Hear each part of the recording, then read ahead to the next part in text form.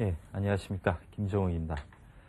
예, 저희가 지난 시간까지 했었던 게 정몽주와 정도전이의 관계를 중심으로 해서 조선이 어떻게 건국되는가 하는 것을 살펴봤고, 그리고 그 조선 건국에 있어서 불교 비판이 어떤 역할을 했었던가 하는 것을 살펴봤습니다. 이번 시간부터는 조선이 건국되고 나서 조선의 주자학적인 질서가 어떻게 심화되어 나가는지를 사상적인 면과 정치적인 면에서 살펴볼 텐데, 이번 시간에는 주로 사상적인 면을 율곡과 퇴계, 또 퇴계와 율곡 선생을 중심으로 해서 살펴볼까 합니다. 먼저 퇴계 율곡에 들어가기 앞서서 유교의 어떤 대전제를 한번 생각해 볼까요? 유교의 어떤 기본 그 지침이라고 할 수 있는 것은 수기, 그리고 치인, 뭐 이렇게 간단히 이야기할 수 있습니다. 수기는 이제 자기를 갖다 수양하는 것이고, 이것은 어떤 통치를 한다는 얘기인데, 그러니까 쉽게 얘기하면 이거죠. 그러니까 좋은 사람이 좋은 정치를 한다. 그리고 어진 사람, 어진 임금과 어진 관료가 어진 정치를 핀다고 하는 것. 그것이 이제 유교의 그 기본이라고 할 수 있습니다. 그러니까 이것은 사실은 수기와 치인은 도저히 뗄 수가 없는 것이죠. 쉽게 얘기하면 이쪽은 도덕적인 거라면 이쪽은 정치적인 것이니까 한마디로 도덕 정치를 구현해보자 하는 것이 유교의 기본입니다. 그러니까 유교에 여러 가지 다양한 학파가 있지만은 이 대전제는 다 공유한다고 볼 수가 있는데, 그러니까 수기와 치인을 분리하기는 쉽지 않다는 얘기죠. 하지만은 어떤 시기, 그 유자, 즉 유학자가 처해진 시대적 상황에 따라서 강조점이 좀 달라질 수는 있다는 겁니다. 왜냐하면 이 수기를 갖다가 일종의 인격 수양이고 또는 도덕의 함양이고, 이쪽은 제도의 어떤 개혁이라면은 이쪽은 현실 정치에 참여한다는 이런 논리라고 봤었을 때 시대마다의 상황에 따라서 강조점이 조금씩 달라질 수 있다는 겁니다. 어떤 시대에 이쪽을 더, 그러니까 이쪽보다는 이쪽을 더 중심에 둬야 된다고 하는 것을 저는 이것을 일종의 수기파다 이렇게 한번 불러보겠습니다. 그리고 반대로 이쪽보다는 이쪽이 더 중요하다고 보는 어떤 시대적 흐름에서 강조하는 파를 갖다가 저는 이것을 여기서 한번 치인파라고 한번 불러보겠습니다. 뭐 이런 용어가 학계에서 정식적으로 제기된 것은 아닌데 제가 편의상 한번 이렇게 불러보겠습니다. 그러면은 시대의 상황이 어떤 상당한 혼란기, 따라서 변혁을 요구하는 시대가 있을 수 있겠죠. 그럴 때에는 유자의 입장에서는 당연히 수기파보다는 치인파가 명분에서 앞서게 될 것입니다. 하지만은 이런 변혁기가 어느 정도 지나고 나면은 당연히 안정기가 도래해야 할 것입니다. 이런 안정기 속에서는 이제는 이런 치인적 제도개혁이나 정치 참여보다는 내면의 수양이라고 하는 유교의 출발점으로 한번 돌아가고자 하는 그런 것이 더 시대적 명분에 맞을 수가 있을 것입니다. 이럴 때에는 이제 이쪽에 강조점이 가겠죠. 이런 식으로 수기와 치인이 항상 결합되어 있지만은 강조점에 따라서 이렇게 달라질 수 있다는 것입니다. 이것을 한번 조선의 상황에 비춰보면은 한마디로 조선의 정치사는 수기파와 치인파 사이의 곡절의 드라마다 이렇게 볼 수 있습니다. 처음에는 그러니까 고려 말 조선 초에 상당한 혼란 변혁기였죠. 그때의 치인파가 전면에 나서서 조선을 창업하고, 따라서 그 창업이 제대로 돼 갔었을 때 그 뒤이어서 안정기가 도래하겠죠. 근데 이런 안정기가 도래할 때쯤이 되면은 치인파는 이미 자기가 가진 기득권에 안주하면서 상당히 보수적으로 흘리게 될 것입니다. 그러니까 그것을 시대가 안정되다 보니까 대세는 수기적인 관심이 있는 사람들이 쥐게 될 텐데, 그들이 수기의 어떤 도덕적 잣대를 보고서 그들의 보수화된 기득권을 공격하기 시작하겠죠. 그러면은 처음에는 이런 기득권을 쥔 자들이 기득권을 가지고 있기 때문에 잘 방어해서 탄압을 할 것이지만, 시대의 대세는 수기파에 있기 때문에 결국에는 안정기가 심화될수록 수기파가 대세를 잡게 되고 그들 역시 정치 전면에 등장하게 됩니다. 하지만은 인간사는 다 마찬가지죠. 그들 역시 정권을 잡게 되면 시간이 흐를수록 보수화되게 됩니다. 따라서 진정한 또 하나의 변혁기가 도래했을 때에도 스스로 보수화돼서 거기에 개혁을 하지 못하는, 끌려가는 이런 식의 행태를 보이게 되는 것. 이것이 어떤 조선 정치사의 흐름이다 라고 하는 것을 염두에 두시고 이번 시간 그리고 다음 시간까지 한번 들어주십시오. 자, 계속 수기파와 치인파 사이의 이야기인데 주자학 내지는 유학의 문제이기 때문에 고려 말부터 시작을 해보면요. 고려 말의 수기파에 해당되는 것이 지난 시간에 했었던 정몽주와 길재가 여기에 해당된다. 이렇게 볼 수 있습니다. 근데 이들 같은 경우에는 어떤 의리를 강조한다고 했었죠. 그러다 보니까 자기들이 볼 때에 의리에 맞지 않는 행태를 지금 불교가 하고 있다는 거예요. 그러니까 불교의 폐담만 시정을 한다면은 고려 왕조가 다시 영화를 찾을 거다는 그런 입장이 섰었습니다. 또 이들은 절의를 강조했죠. 그러다 보니까 고려가 망하고 조선이 창업했을 때에도 거기에 전혀 협조를 하지 않았습니다. 왜? 수비적 입장에 충실했었을 때에 의리를 강조하는데 어떻게 고려의 신하가 고려의 임금이 아닌 조선의 임금을 섬길 수가 있느냐. 그래서 결국 협조하지 않았을 때에 정몽주 같은 경우에는 제거가 됐고 길재 같은 경우에는 낙향을 해서 지방에서 학문을 연마하는 그런 길을 가게 됐었습니다. 그 다음에 그 고려 말에 수기파와 대비되는 어떤 치인파 진영이라고 한다면은 여기에 해당되는 것은 정도전이와 권근이 해당된다는 이야기를 했었는데 이들은 천명을 강조하는 입장이었다고 했었습니다. 그러다 보니까 불교라고 하는 것은 천명을 전혀 반영하지 못하고 천명에 위배되는 행태를 보인다. 따라서 이런 불교를 주자학적인 입장에서 비판, 부정할 수 있다면은 불교의 시대인 고려 역시 부정할 수 있을 것이다. 이런 논리를 가졌습니다. 그렇기 때문에 천명을 실제 고치고자 했죠. 그것이 바로 역성혁명이라고 했습니다. 역성, 왕조의 성씨를 바꿔서 천명을 고치겠다는 겁니다. 그래서 역성혁명을 해서 조선을 창업했다는 그 길로 갔었습니다. 그러니까 고려 말에는 이렇게 수기파와 치인파가 병존하고 있었지만은 시대의 흐름은 변혁 혼란기였기 때문에 당연히 치인파가 대세에 맞을 수밖에 없었고 따라서 수기파는 제거되고 그 결과가 조선의 창업으로 이어졌다. 이렇게 볼 수가 있는 것이죠. 그러면 창업되고 나서부터의 행태를 볼까요? 치인파의 행태부터 보면은 이들은 개국공신이라고 할 수 있죠. 이래서 이제 조선을 잘 창업했는데 그 창업기가 지나가고서 어느 정도 안정기가 도래할수록 이들은 기득권을 쥐면서 보수화하기 시작합니다. 그리고 이들의 보수화의 어떤 그 기폭제 역할을 했던 게 반정, 쿠데타입니다. 4번의 쿠데타가 조선 전기에 있었습니다. 시작부터 볼까요? 이성계의 창업 자체도 고려 입장에서 본 쿠데타 반정입니다. 그렇죠? 이성계가 태조를 등극하는 것이 첫 번째 반정입니다. 두 번째 반정의 쿠데타는 이방원이 태조로 등극할 때 나왔죠. 그 다음에 세 번째는 단종을 패하고서 수양대군이 자신이 세조가 될 때의 반정이 또 있었습니다. 그리고 네 번째 반정은 연산군을 패하고서 중종이 등극할 때 중종 반정, 그때 또 한 번의 쿠데타가 있었습니다. 조선 전기에 4번의 쿠데타가 있었는데 쿠데타를 하면은 성공하게 되면은요 반드시 공을 가진 사람에 대해서 포상을 할 수밖에 없습니다.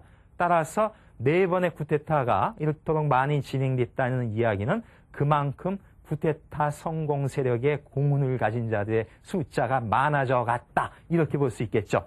이처럼 지금 치인파의 이야기인데 이처럼 반정을 통해서 공을 세워서 오랫동안 벼슬을 누릴 수 있는 사람을 일러서 훈구파 이렇게 부릅니다.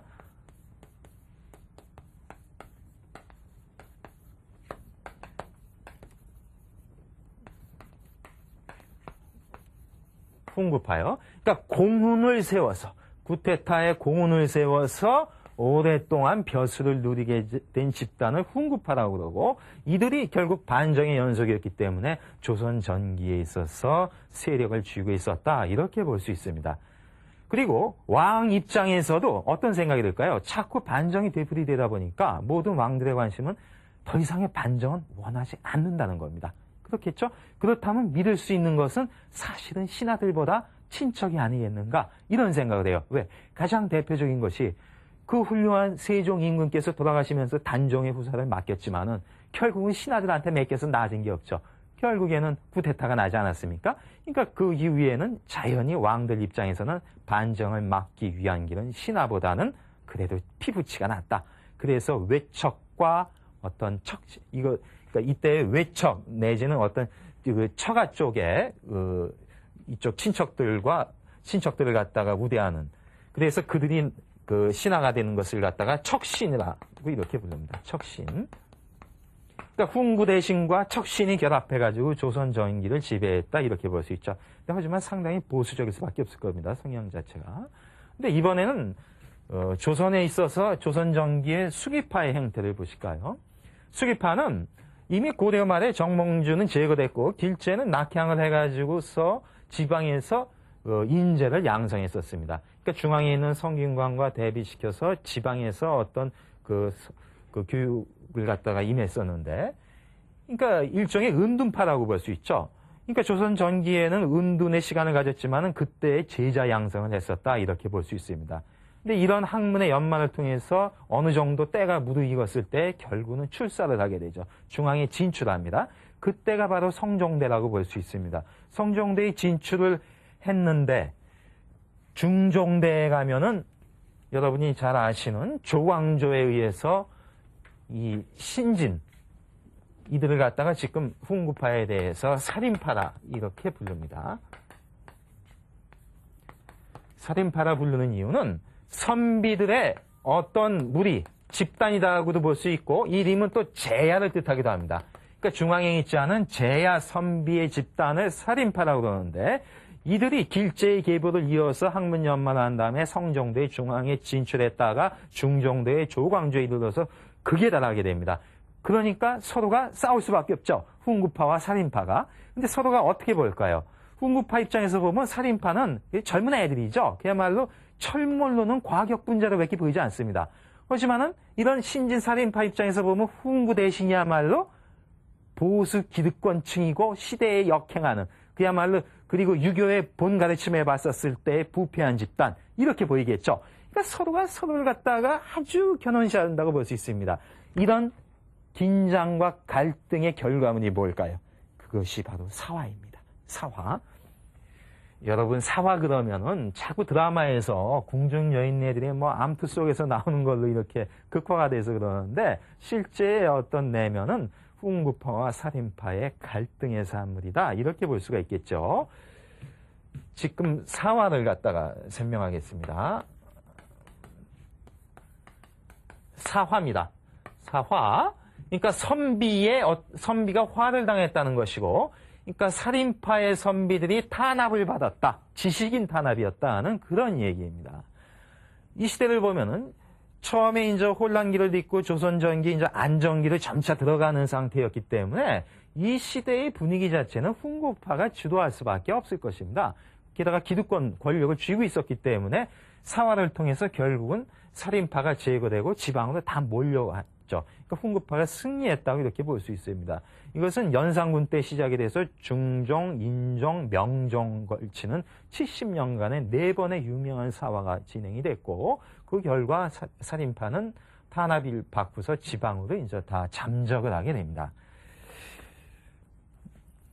이렇게 보신다면요, 훈구파를 보시면요, 조선전기에 4번의 반정을 통해서 기득권을 주게 됐고 4번의 사화를 통해서 살인파를 제거했다. 그래서 훈구파가 훈구정치를 통해서 조선전기를 지배했었다. 이렇게 볼 수가 있는 것이죠.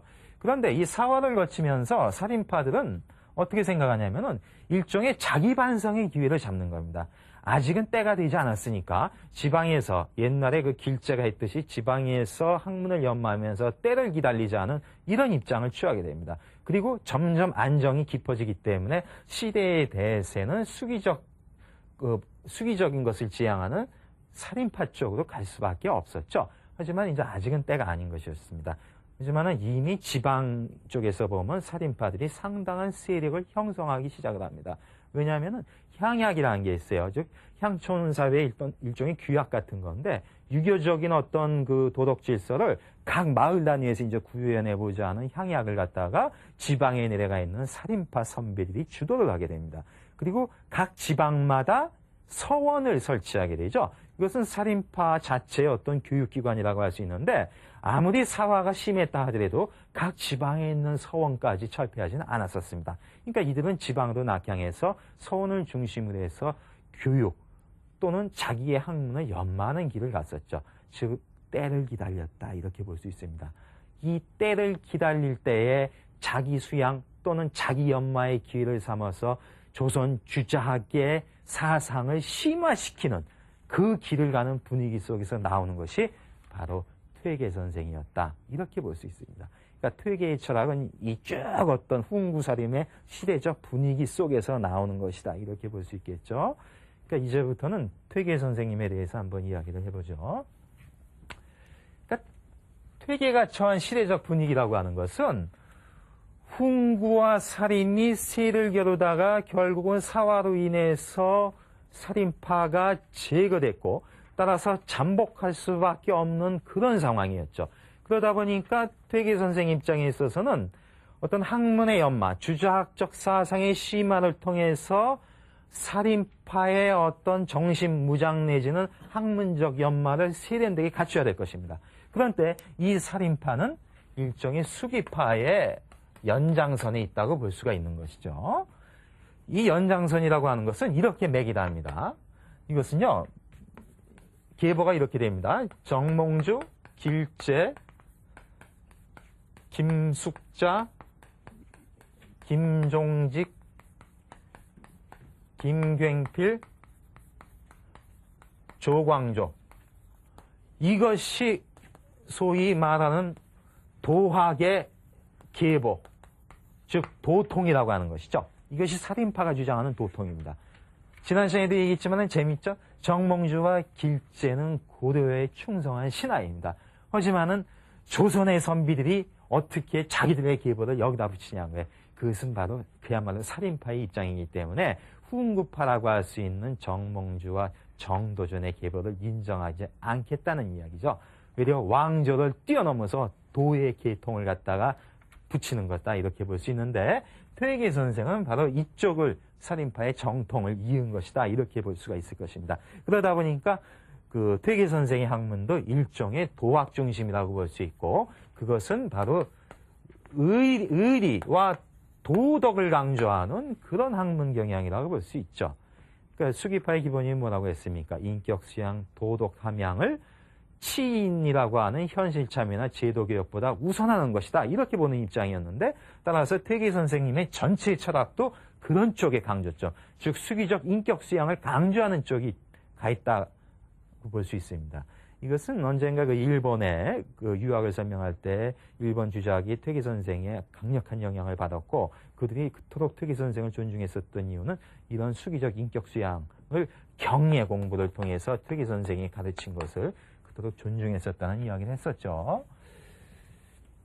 자, 그러면은 퇴계 선생이 이토록 어떤 수기의 인격 수양을 강조했다고 했는데 이렇게 인격 수양과 도덕 함양을 강조한다는 것에 전제되어 있는 게 있습니다. 그것은 뭘까요?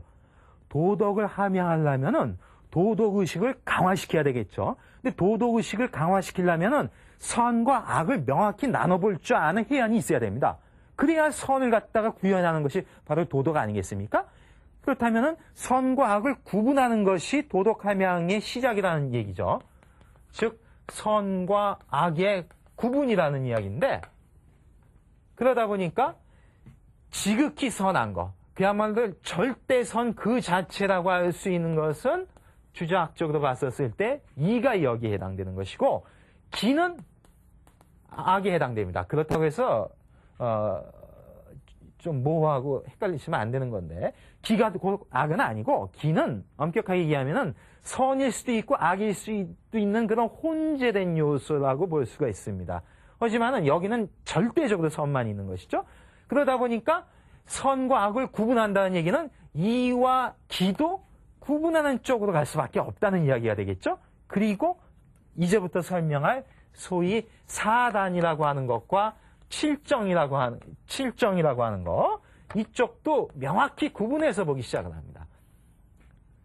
사단이라고 하는 것은 한마디로 얘기하면 도덕적인 심정을 뜻합니다. 이쪽은 이제 자세히 설명을 할게요. 그 다음에 이 칠정은 어떤 인간의 자연스러운 감정 일반을 뜻합니다. 근데 이렇게 본다면 자연스러운 감정은 악으로도 갈 수 있는 그런 요소가 있지만은 사단이라고 하는 도덕적 심성은 언제나 선일 수밖에 없는 것이죠. 그러니까 선과 악을 구분하는 것은 이와 기의 구분이고 사단과 칠정의 날카로운 구분을 전제한다고 이렇게 볼 수 있습니다. 이것이 퇴계 선생의 전체적인 어떤 학문적 방향이라고 볼 수 있죠. 이제부터는 그 유명한 사단 칠정론에 대해서 이야기할 것입니다. 이것은 퇴계 선생이 주장하셨고 이것에 대해서 이제 고봉, 기대승 선생께서 이제 반론을 피워서 양자 간의 그 8년간의 어떤 서신왕래가 있었습니다. 아주 불꽃 튀기는 논쟁이 있었는데 이것이 조선 주자학사에 있어서 가장 대표적인 논쟁이다 이렇게 볼 수 있습니다. 이제부터 사단 칠정을 이야기할 텐데 먼저 퇴계 선생의 입장에 가기에 앞서서 소위 사단이 뭔지 한번 볼까요? 사단.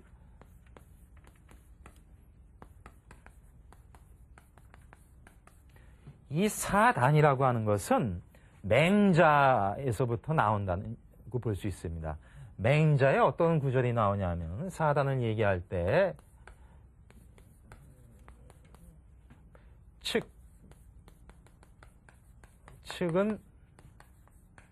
측은지심은 곧 인의 단이다. 이런 이야기가 나오고 측은지심이 그렇고 그 다음이 수호지심입니다.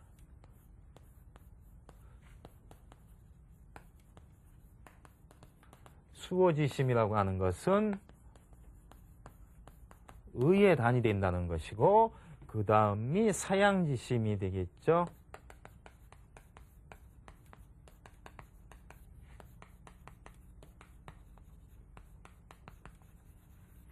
사양지심은 바로 예의 단이 된다고 이야기를 했고 마지막으로 시비지심이야말로 지혜로움의 단이다 이런 이야기가 나오게 됩니다. 근데 여기서 인의 예지라고 하는 것이 곧 맹자에 있어서 인성이죠. 즉 인간의 본성이 인의 예지라는 얘기가 되죠. 그러니까 인간의 본성은 한마디로 도덕적 본성이라는 것입니다. 그렇죠? 그런데 여기 단이라고 그랬죠? 단은 일종의 단서예요. 그러니까 인의 단서가 되는 것이 바로 측은지심. 그러니까 사람을 측은하게 여기고 불쌍하게 여기고 가엾게 여기는 그 마음이 어떤 단서, 즉 사단심이 된다는 이야기죠. 이쪽에 해당되는 것이.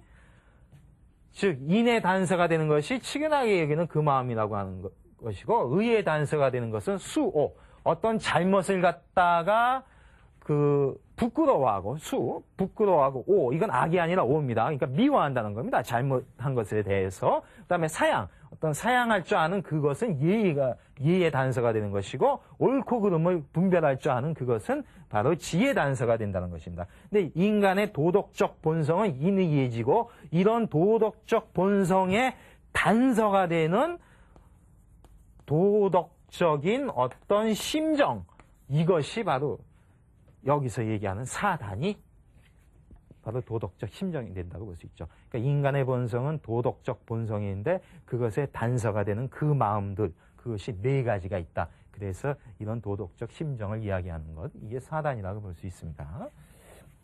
그 다음에 이제 칠정을 설명하고서 한번 예를 제가 들어보겠습니다. 그 다음에 칠정이라고 하는 것은요, 7가지의 어떤 심정 내지는 감정인데 그것은 얘기라는 책에서 나온 것입니다. 여기서 보면은 다 아시죠? 희노애락의 오욕이라고 하는 겁니다. 그러니까 희, 노, 에, 락인데 여기 사실은 락이 들어가는 경우도 있고 구가 들어가는 경우도 있습니다. 희노애락, 에, 오, 욕. 자, 희는 기쁨이 되겠죠? 노는 분노가 될 것입니다. 애는 슬퍼함이 될 것이고 낙은 즐거움이 되고 이 구는 두려움을 뜻합니다. 그리고 이것은 사랑이라면 이것은 미움이 되겠죠. 그리고 이것은 욕망이 됩니다.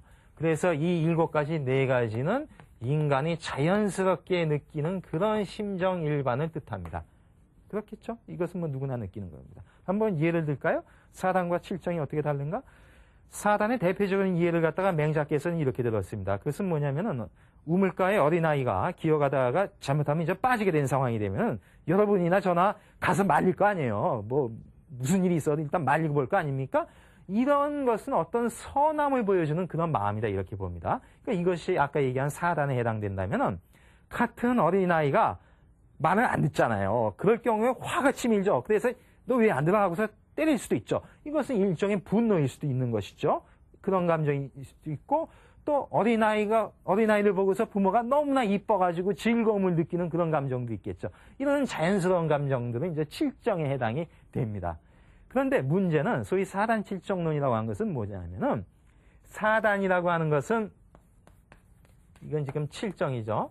자연적 심정이라면 이것은 도덕적 심정이 사단이라고 했는데 그렇다고 하면은 인간의 도덕적 심정이라고 할 수 있는 사단이 자연적 심정이라고 할 수 있는 칠정의 일부냐? 아니면은 그것과는 다른 기원을 갖는 어떤 다른 것이냐? 헷갈리시죠? 답변하기가. 왜? 이 도덕적 심정을 강조할 경우에 이것을 똑같은 차원으로 볼 것이냐 아니면 다른 기원을 갖는 것으로 볼 것이냐가 여러분은 문제가 안 될지 모르겠지만 조선 도덕 정치를 지향하는 입장에서는 상당히 중요한 문제라고 볼 수가 있었습니다. 이럴 경우에 퇴계 선생은 어떤 입장이었을까요? 아까 제가 얘기했죠. 이것을 분리하는 입장이라고 했었습니다. 왜? 인간의 도덕 함양을 지향하고 인격 수양을 지향하기 때문에 도덕의식을 강조하려면 선과 악을 명확히 구분하는 데서부터 시작이 돼야 되니까 이것은 그야말로 선 그 자체이죠. 하지만은 이런 감정은 선일 수도 있고 악일 수도 있고 그 복합적인 거라고 볼 수 있지 않습니까? 그런데 퇴계 선생 입장에서는 문제는 악으로도 언제나 될 수 있는 그런 것과 지극히 선한 것을 어떻게 기원을 같이 놓을 수 있느냐 하는 이런 생각이죠. 그 말도 일리가 있죠? 그러니까 퇴계 선생은 이것은 다르다 이렇게 본 겁니다. 어떻게 다르냐? 발생 장소부터 달라. 발생조. 그러니까 소종례라고 해서 발생하는 곳부터가 다르다 이야기를 합니다.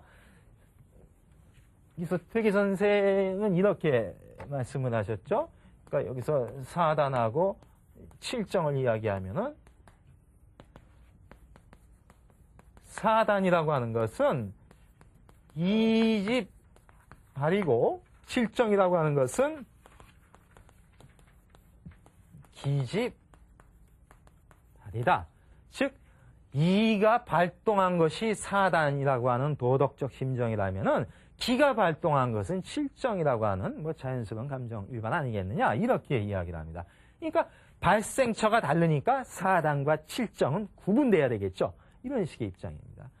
근데 이런 입장을 핀 거를 알고서 고봉 기대승이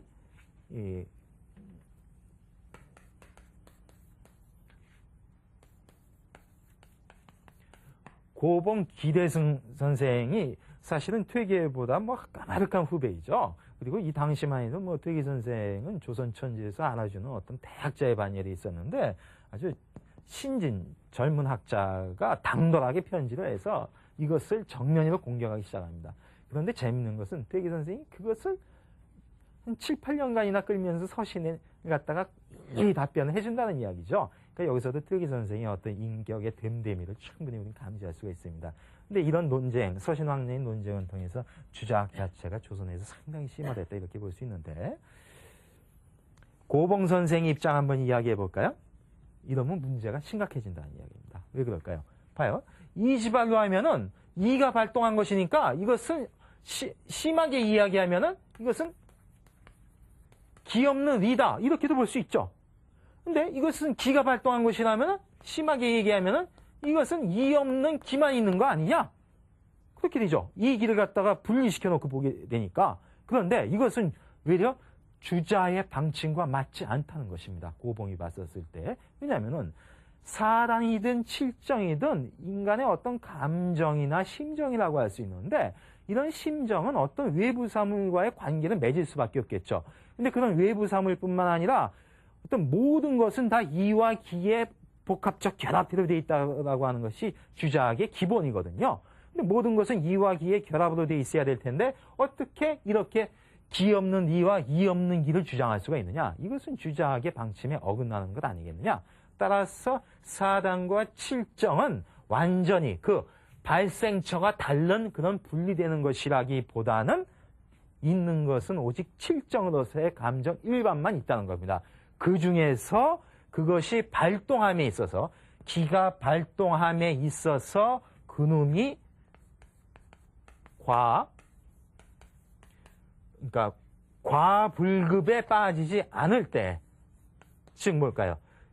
지나치거나 미치지 못하는 것. 그러니까 넘치거나 부족하지 않는 적정한 선을 유지한다면은 그때 그 감정이 바로 선이 돼서 4단이라고 볼 수 있는 게 되는 것이고, 또 어떤 기가 발동했었을 때 그 마음이 소위 중절, 즉 중용과 절도를 잘 지키면은 그것이 곧 선이 됨으로 해서 4단이라고 부를 수 있는 것이지, 이것이 그렇게 발생처가 다른, 완전히 다른 그런 것은 아니지 않느냐, 이렇게 질문을 제기했습니다. 그럴듯하죠? 상당히 날카로운 질문 제기라고 볼 수 있습니다. 그러니까 일리가 있다. 그래가지고 이제 자기를 계속 옹호하면서 서신이 왕래가 된 것인데, 사실 어떻게 보면 고봉의 입장이 맞다고 볼 수 있죠. 주자의 기본은 이익을 항상 복합적으로 봐야 된다는 거 아닙니까? 그러니까 되게도 생각해보니까 그 일리가 있다는 거예요. 그래서 자신의 입장을 수정하게 됩니다. 마지막에 가서. 그래서 수정한 안이 이지발, 기지발이라는 데서 이제는 수정안을 제기합니다. 그것은 뭐냐면은 2발, 4단이라고 하는 것은 2발 기수죠. 2발 기수요. 이것은 기발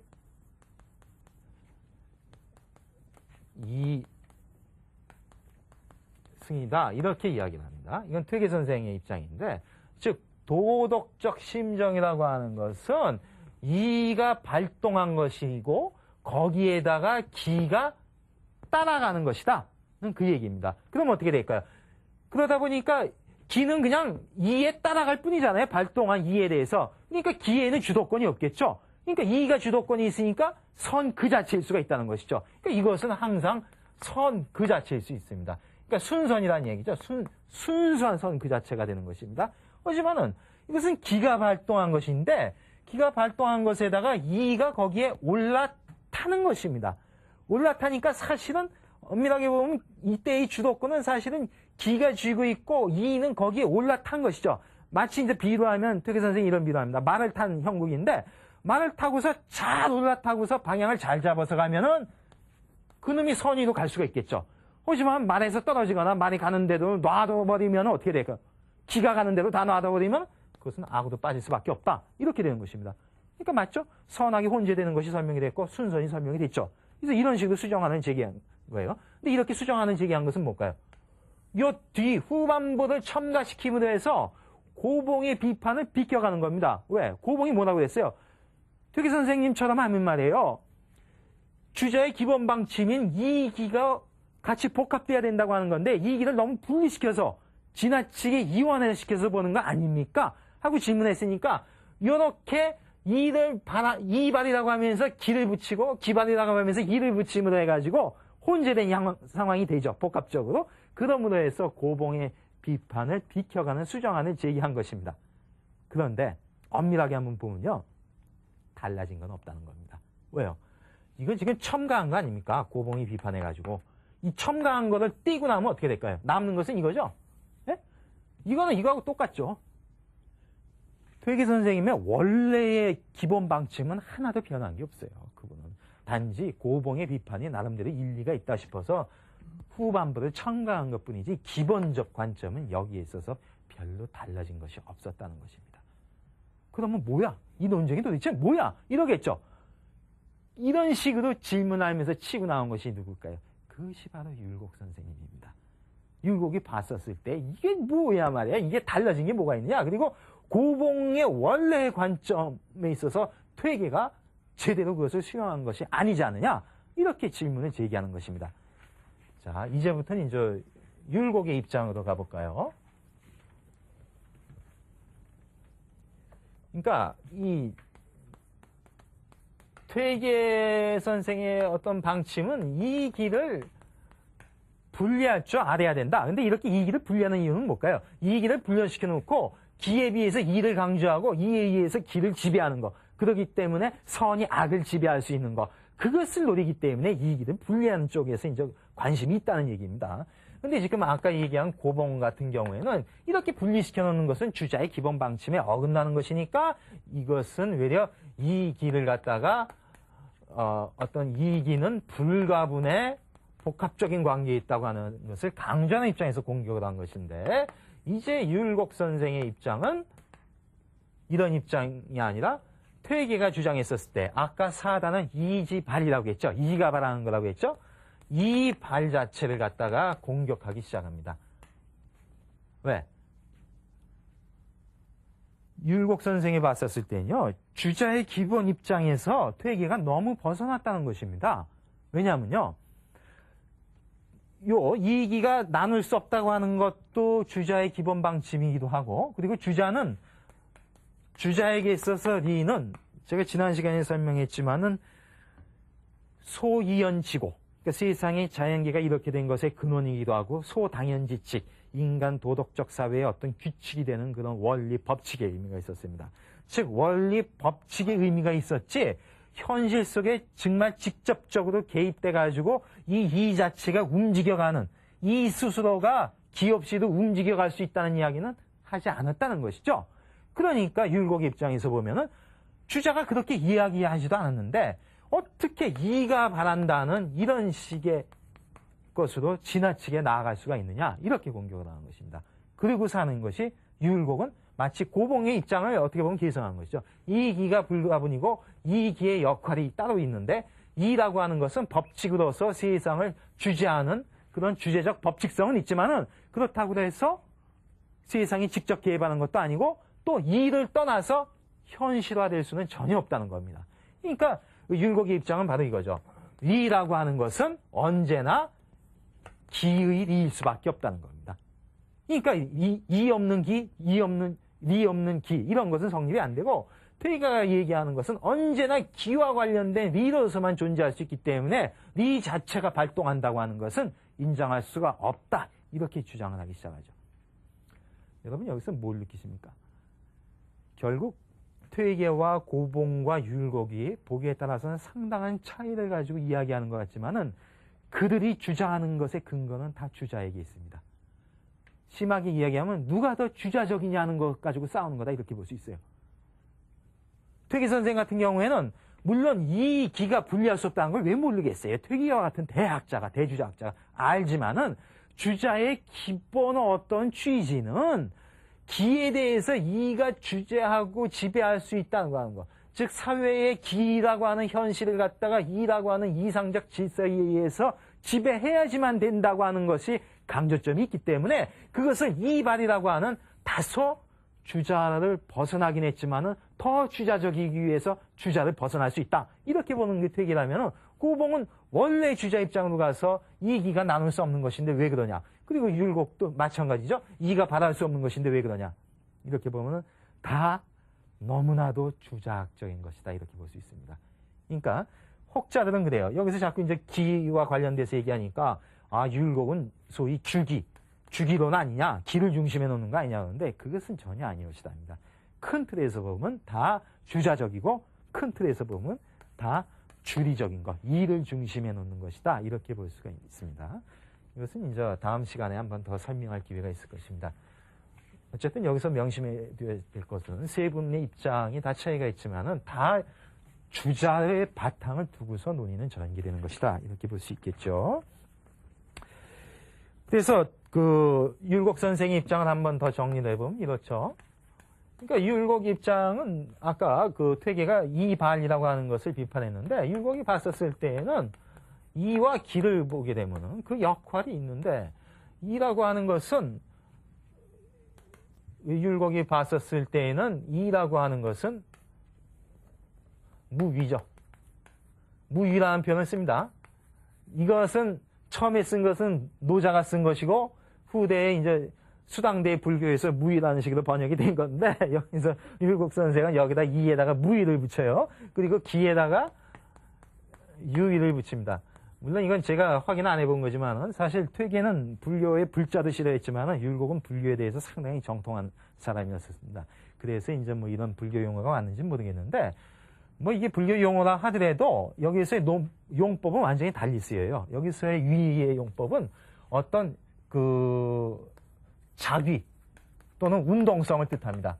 즉 무의라고 하는 것은 이는 움직이지 않는다는 것입니다. 스스로 움직이지 않고 기만 스스로 움직일 수 있다는 것이죠. 그러니까 기만 스스로 움직일 수 있으니까 기가 발동할 수 있다는 것이죠. 이것은 여기서는 이 발이 인정이 안 되겠죠. 이가 발동할 수가 없겠죠. 움직일 수 없다는 것이니까. 그러니까 유위니까 이것만 발동할 수가 있겠죠. 오직 기만 발동하고 그러면은 이는 뭐냐? 거기에 하나의 주재하는 법칙으로서 올라타 있을 뿐이다 하는 얘기입니다. 기발 이승이 되죠. 따라서 이런 식의 한 가지 길밖에는 없다는 주장을 핍니다. 이것이 기발 이승 일도라고 하는 율곡 선생의 지침이고 이것은 아까 4단과 7정이 이발이다 기발이다 그래가지고 상호 호발론을 핀 퇴계 선생의 입장과 배치되는 거다 이렇게 볼 수가 있겠죠. 그리고 또 이런 주장을 핍니다. 기국 이 통기국이라고 하는 것도 율곡 선생의 중요한 어떤 핵심인데 즉 이라고 하는 것은 하나의 법칙으로서 두루 통해 보편적으로 통하는 법칙에 불과한 것이고 그놈의 하나의 법칙이 현실 속에서 드러나기 위해서는 각각의 기에 의해서 제한돼서 국한돼서 드러날 수밖에 없다는 것이죠.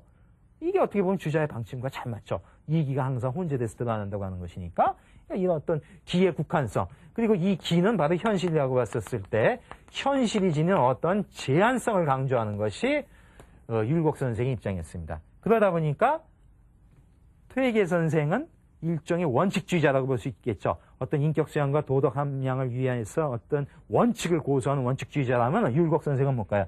아무리 훌륭한 원칙도 현실에서 드러날 때 현실 속에 제한되는 것, 현실 속에 어떻게 적용시킬 것인가 하는 것, 그리고 그러기 위해서 제도 개혁을 어떻게 해야 될 것인가 하는 것을 무시해가지고는 하나도 이가 현실화될 수 없다는 입장이죠. 현실주의자라고 볼 수 있습니다. 제도 개혁론자이고 그렇기 때문에 이미 임진왜란전에 10만 양병설이니 이렇게 아주 구체적 제도 대안을 제시할 수 있었던 것이 이런 철학에서 나오는 것입니다. 자, 이렇게 보면요. 그 퇴계 선생과 율곡 선생을 한번 그 정리해 보면 이렇습니다. 어떤 현실 정치와 관련시키면 말이에요. 그 퇴계 선생 같은 경우에는 리발, 한마디로 퇴계 선생 철학의 강조점은 리발에 있습니다. 즉, 이라고 하는 어떤 선 그 자체의 도덕적 법칙이라고 할 수 있는 그런 것은 절대적인 것이다. 그것은 누구나 다 지켜야 되는 그런 것이에요. 그러니까 누구나 다 지켜야 되기 때문에 현실 속에서 그게 안 지켜지고 이럴 때 항상 개입할 정도의 강력한 자발성도 있지 않아야 되겠느냐 이렇게 보는 것입니다. 그러니까 이를 절대화시키기 때문에 이 자체가 스스로 움직여야 될 정도로까지 본다는 것이죠. 이럴 정도의 이발을 강조하는 것입니다.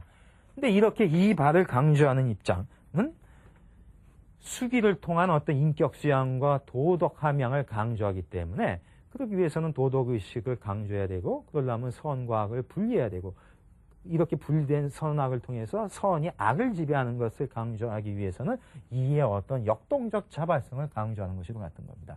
근데 이것은 그 시대의 상황에서 본다면요. 퇴계 선생이 활약했던 것은 명종대라고 볼 수 있습니다. 그때는 아까 이야기한 사화의 말기에 해당이 되는데 사화의 말기라고 하는 것은 훈구파, 살인파의 갈등이 극에 달한 시점이라고 볼 수 있습니다. 그리고 살인파가 이제 밀려서 잠복해 나가고 하는 그런 시점인데 그때 퇴계 선생은 이런 이발론을 통해서 의리와 도덕을 강조하는 것을 주자학적으로 심화시킵니다. 이것은 뭘까요?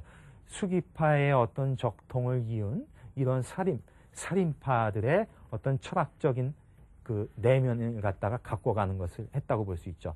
그러니까 이렇게 살인파가 잠복기를 빠져서 들어가서 어떤 학문을 연마할 때 퇴계 선생의 이발론을 통해서 도덕을 함양하는 그런 이론을 가지고 결국에는 살인파가 정신무장을 할 수 있었다. 이렇게 볼 수가 있습니다. 그것에 비해서 율곡 선생 같은 경우에 특징은 한마디로 기국에 있죠. 특징은 기국. 그러니까 이는 스스로 발동할 수 없는 것이고 기회가 발동했었을 때 거기에 올라타는 하나의 법칙인데 따라서 그것은 기에 의해서 언제나 국한되고 제한될 수밖에 없다. 그러니까 기가 상징하는 현실에 대한 어떤 참여와 관여를 항상 무시할 수 없다는 것이죠. 그러니까 현실 속의 제도개혁에 대해서 민감한 반응을 보이는 것입니다. 그렇다면 율곡 선생 입장은 뭘까요? 살인파 입장에서 보면 퇴계 선생을 통해서 정신무장은 했지만은 이제 때가 무르익어서 살인파가 정치 전면에 나서고자 할 때 이런 차현실 참여의 명분을 제공해 주는 것은 바로 율곡 선생의 철학이었다. 이렇게 볼 수 있습니다. 이렇게 본다면 퇴계에 의한 정신무장, 율곡에 의한 현실 참여의 명분을 가지고 드디어 살인파가 정치 전면에 등장해서 그 이후에 조선의 정치를 살인정치로 몰고 가는 데 있어서 사상적 밑받침이 된 것이 바로 퇴계와 율곡의 철학이었다. 이렇게 볼 수 있습니다. 그래서 조선 중기 이후의 철학은 그 정치는 살인정치가 됩니다. 그래서 오늘은 여기까지 이야기했고 다음 시간에는 저 살인정치가 일종의 붕당정치가 되는데 그 속에서 어떤 그 주자학적인 철학이 어떤 의미가 있었는가 하는 것을 살펴보는 시간을 갖겠습니다. 예, 오늘은 여기까지 하겠습니다. 감사합니다.